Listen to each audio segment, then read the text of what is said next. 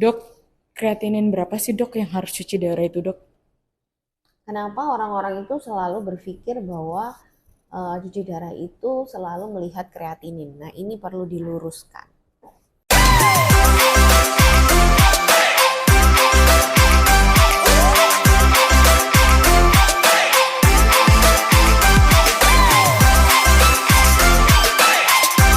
Banyak orang yang menganggap angka kreatinin tertentu itu bisa menjadi patokan orang itu harus dicuci darah.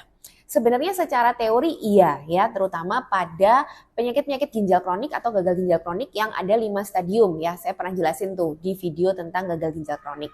Nah, 5 stadium gagal ginjal kronik itu kan berdasarkan EGFR ya, atau glomerular filtration rate yang biasanya dihitung entah itu dari kreatinin atau dari sistatin.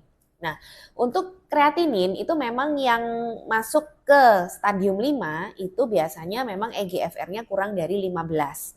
Nah, itu berapa kreatininnya? Ya jelas berbeda ya pada tiap orang karena kan perhitungan EGFR dari kreatinin itu juga dipengaruhi oleh usia, lalu berat badan, lalu luas permukaan tubuh, jenis kelamin, ras gitu ya.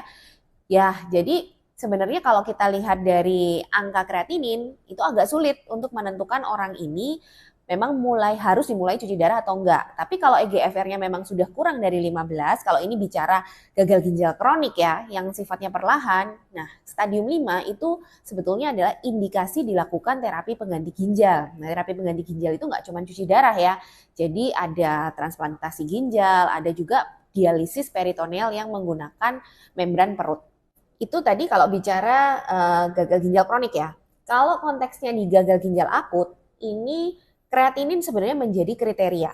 Karena pada gagal ginjal akut itu sebenarnya ada 3 stadium ya. Mulai ya bisa dibilang itu gagal ginjal akut yang ringan, sedang, berat ya. Ada 3 stadium, di mana stadium 3 itu dikatakan adalah indikasi dilakukan cuci darah.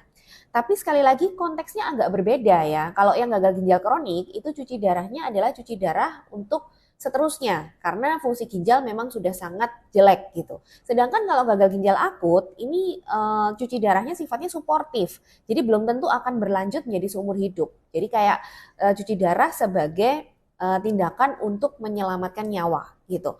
Nah, memang pada stadium gagal ginjal akut itu yang stadium tadi itu kriterianya dipakai dari 2 ya, dari kreatinin, angka kreatinin dan produksi kencing. Jadi kalau ada peningkatan angka kreatinin itu lebih dari 3 kali batasnya dia yang awal, itu berarti dia sudah stadium 3 dan biasanya stadium 3 itu memang sudah harus dilakukan cuci darah karena kondisinya biasanya mengancam nyawa. Tapi disclaimer-nya, kita itu berhadapan dengan manusia ya. Manusia itu kondisinya bisa berbeda-beda satu dengan yang lain meskipun diagnosisnya penyakitnya sama. Tapi kondisi yang dihadapi itu bisa berbeda gitu. Ya, itulah manusia ya, kita bukan robot gitu. Jadi kalau kita bicara gagal ginjal akut ya, memang secara teori stadiumnya itu ditentukan oleh kenaikan kreatinin dan penurunan produksi kencing. Tapi kapan orang itu harus dilakukan cuci darah untuk mengancam nyawa, sebenarnya tidak hanya tergantung berapa kreatininnya. Tapi kalau misalnya sudah terjadi kondisi-kondisi yang mengancam nyawa, yaitu fokusnya harus segera dilakukan cuci darah pada gagal ginjal akut ya. Jadi misalnya kreatininnya mungkin tidak ada peningkatan yang sampai 3 kali tadi saya bilang stadium 3. Tapi dia sudah mengalami beberapa kondisi. Misalnya penurunan kesadaran ya, terus ada juga dia nggak bisa kencing ya, penurunan produksi kencing akhirnya menyebabkan hiperkalemi ya. Hiperkalemi itu apa? Kalian bisa cek di video yang ini. Jadi hiperkalemi itu kelebihan kalium karena kalium itu kan dikeluarkan cuma lewat ginjal. Begitu ada penurunan fungsi ginjal mendadak, kalium tiba-tiba tinggi, itu akan sangat berbahaya, bisa menyebabkan jantung itu jadi berhenti karena terjadi gangguan irama jantung. Jadi kalau orang itu sudah mengalami hiperkalemi atau misalnya mengalami keasaman darah yang sangat berat yang kita sebut asidosis metabolik dan sangat berat, asidosis metabolik itu bisa mengganggu semua kerja organ. Karena organ tubuh kita itu hanya bekerja di pH tertentu. Begitu pH-nya terlalu asam atau terlalu basa, pasti ada gangguan.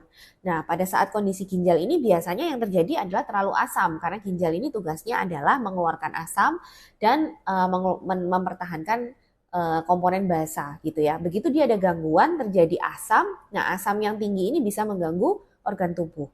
Nah, meskipun kreatininnya belum naik sampai 3 kali, ya kita tetap harus segera melakukan cuci darah pada kondisi-kondisi seperti ini. Itu salah satu contoh bahwa peningkatan kreatinin itu tidak menjadi satu-satunya patokan kapan dilakukan cuci darah, kali ini pada gagal ginjal akut ya. Konsepnya hampir sama juga pada gagal ginjal kronik. Jadi pada gagal ginjal kronik itu karena tadi kita patokannya justru EGFR, makanya akan lebih sulit melihat kreatinin berapa yang harus dilakukan cuci darah ya, karena tiap orang juga beda-beda, faktor EGFR juga beda-beda. Nah, jadinya kalau pada gagal ginjal kronik kita juga harus melihat kondisi lain nih, apakah sudah ada kondisi kegawatan yang menyebabkan orang ini terancam gitu loh, kalau misalnya tidak dilakukan cuci darah. Ya misalnya kreatininnya mungkin masih belum terlalu tinggi ya, masih di bawah 5 gitu misalnya.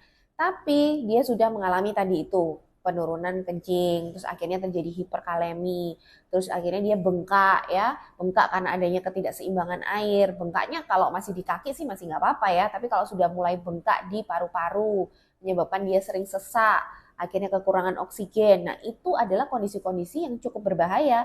Jadi, meskipun kreatinin itu seolah-olah tidak terlalu tinggi ya, tapi kalau sudah ada kondisi-kondisi tadi yang bisa berbahaya seperti hiperkalemi, asidosis metabolik berat, lalu bengkak di paru-paru juga atau edema paru.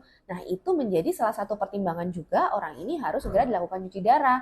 Selain itu, kondisi uremia. Mungkin saya pernah jelasin ya di sindroma uremik di video saya yang ini. Nah, sindroma uremik itu artinya sudah terlalu banyak racun-racun hasil metabolisme protein yang nggak bisa keluar lewat ginjal. Dimana kalau racun ini sudah berlebihan, dia bisa meracuni seluruh organ tubuh, mulai dari otak, ya, lalu jantung, paru-paru, ke kulit, gatal-gatal, banyak sekali kondisi yang akhirnya bikin orang itu kualitas hidupnya jadi nggak baik. Nah, itu juga pertimbangan orang ini sudah harus dimulai cuci darah.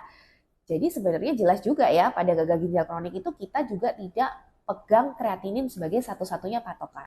Jadi gitu ya Nevel Friends, sudah jelas sekali sebenarnya baik itu gagal ginjal akut maupun kronik, tidak ada yang menggunakan patokan kreatinin menjadi salah satu-satunya pertimbangan untuk melakukan cuci darah. Jadi yang penting percayakan ke dokter ahli dan turuti nasihat-nasihatnya.